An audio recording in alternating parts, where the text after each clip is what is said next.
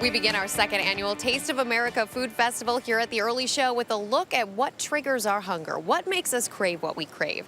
Here to break down the science behind the things that make our mouths water is Frances Largeman Roth, Senior Food and Nutrition Editor of Health Magazine. Always great to have you with us, Frances. Oh, thanks so much, Rebecca. And you picked a great day to be here because there's just hunger triggers, it feels like, everywhere. You smell smell what's going on out here on the plaza, and immediately your brain says, I'm hungry, I want some. But what's the science behind that? There's a lot of delicious food around here. So about 200 times a day, we have to fight off cravings. And, you know, things come in from TV, from magazines we look at, smells of food. And so basically, it's a connection between our eyes and our hypothalamus, and that creates a craving.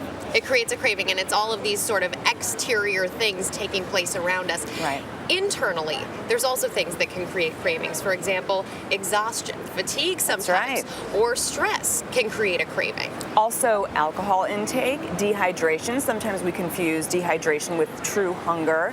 And then the sight and smell of food. And basically, for the 4th of July, we have many of these things going on. The alcohol, the lack of sleep, and the sight and smell of food. So, there are things you can do to combat those triggers. Like what, Frances? Well, you can turn your kitchen into a skinny kitchen. And the number one thing you want to do is to adjust your lighting.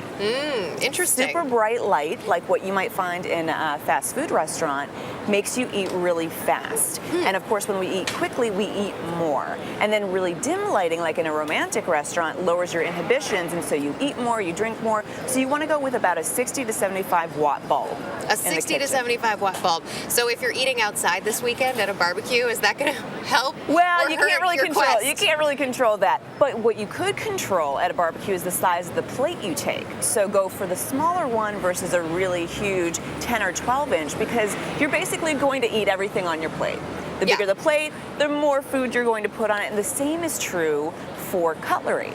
So downsize your forks and your spoons at home. And something that I actually do is I use a tiny little demi-tasse spoon. When I eat my ice cream, I put it in a little bowl, and then it makes it last forever.